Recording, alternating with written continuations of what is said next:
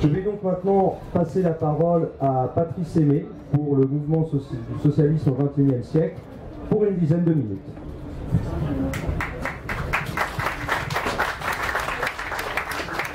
Oui, je tiens tout d'abord à remercier le PRCF pour son invitation et à laquelle j'ai répondu de manière très volontiers, très favorablement.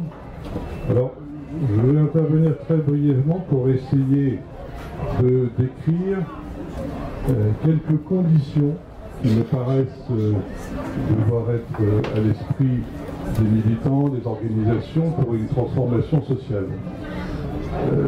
Bien sûr, personne n'a de réponse définitive à donner, ce n'est pas une équation simple qui se résout sur un tableau, mais je pense qu'à la lumière de certaines expériences et de l'histoire et des réflexions qu'on peut mener aussi à la suite de certains échecs, il y a quelques considérations générales qu'il faut garder à l'esprit si on veut voir aboutir une transformation sociale, ce qui est, je crois, ici l'objet de tout le monde.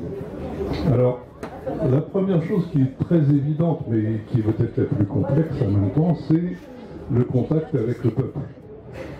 Parce que il y a une constatation qu'on peut faire qui est un peu, qui peut rendre un peu pessimiste, c'est que, à mon avis, en France actuellement, aucun parti politique, aucune organisation peut se prévaloir d'un contact véritable avec les classes populaires.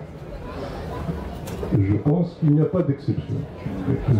Peut-être à un certain moment, malheureusement, l'extrême droite, le Front National, s'est prévalu de ce contact, mais je pense qu'en fait c'était faux.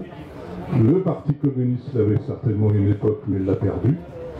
Et la France insoumise, je pense, ne veut pas non plus se prévaloir d'un soutien populaire massif. Donc il y a cette condition qui paraît élémentaire, qui paraît presque une évidence, mais que nous devons garder à l'esprit. La politique ne peut se traduire dans une transformation sociale que si elle a le soutien massif du peuple. Et je pense que beaucoup de dirigeants politiques ont rapidement perdu en fait cet objectif et font fonctionner des appareils politiques simple finalité de prolonger l'appareil politique. C'est le parti devient la finalité, non plus le moyen de la transformation sociale.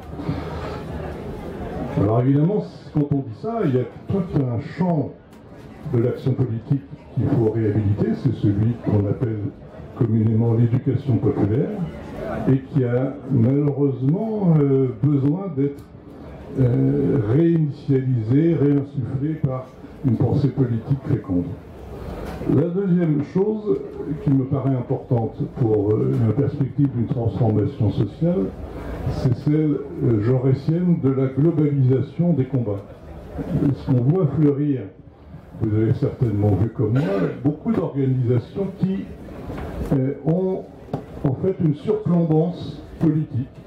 Ils prennent un aspect de la question politique, ils en font le vecteur essentiel de leur action et négligent les autres. Donc ça sectorise un petit peu l'action politique et ça l'affaiblit à mon avis. Et Jaurès avait parfaitement décrit à son époque, je ne suis pas un spécialiste de Jaurès, mais il avait bien décrit la nécessité qu'il y a de globaliser les combats. Et c'était d'ailleurs une des raisons pour lesquelles il avait mis l'accent sur la question laïque. Pourquoi la question laïque est-elle primordiale aux yeux de Jaurès? Parce qu'elle permet d'unifier le peuple, d'éviter qu'il se divise et d'affronter de manière globale la question sociale. Et par exemple, il dit on va faire la loi de séparation en 1905 parce que une fois le peuple unifié, il ne sera plus divisé sur des questions religieuses, on pourra aborder la question de l'impôt sur le revenu, 1914, les retraites paysannes qui commençaient à se mettre en place à cette époque-là. Et donc, il dit que la question sociale est liée directement à la question laïque et globalise l'ensemble de la question. C'est d'ailleurs contre son propre camp. qui disait « Qu'est-ce que tu nous embêtes avec la question de la laïcité? Nous, on veut des revendications sociales pur jus, avec la question du salaire prioritaire. » Mais il dit « N'oubliez pas que tout ça est connecté. »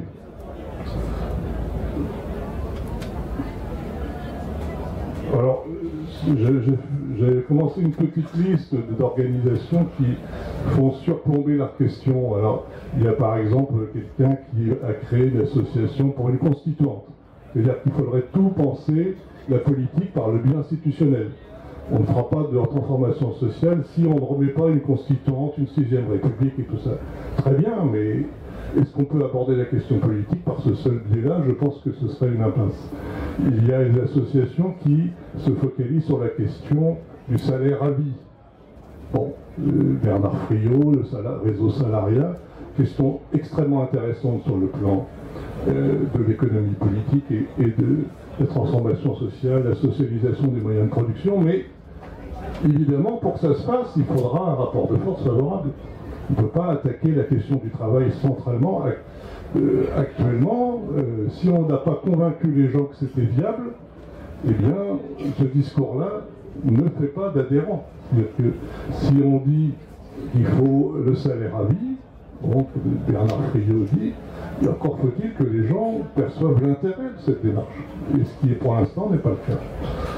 Et je terminerai en disant un troisième point, donc après le contact avec le peuple et la globalisation des combats, je dirais qu'il faut essayer de faire vivre des expériences de résistance locale, parce que c'est vrai que dans le discours politique, si on renvoie l'espoir à un horizon trop lointain, eh bien on assiste à ce qui est malheureusement le cas actuellement, c'est qu'il y a un phénomène de dépolitisation massif de beaucoup de gens. Alors, il y a des gens qui n'ont jamais été politisés, d'autres qui l'ont été mais qui sont déçus devant la succession de certains échecs en politique, notamment les échecs nombreux qui ont été ceux des dernières années en matière sociale, parce que ce soit sur la loi du travail, que ce soit pour les cheminots ou autres, on engrange plutôt des défaites que des succès, et ça désoriente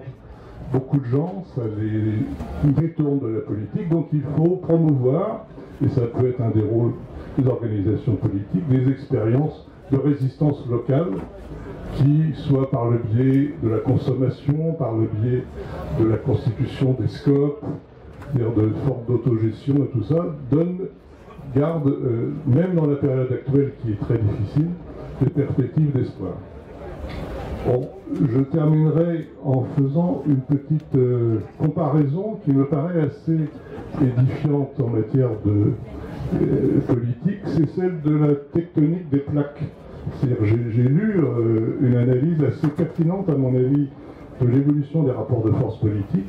Il y a un peu, et certains historiens illustrent parfaitement ce schéma, comme une accumulation de force qui se fait entre des plaques antagonistes, notamment celle du capital et celle du salariat, et qui n'apparaissent pas dans le court terme. Mais à un certain moment, comme dans un tremblement de terre, comme dans un séisme géologique, les phénomènes se précipitent, s'accélèrent, s'amplifient, et nous devons politiquement être prêts à ce genre d'éventualité. Je vous remercie.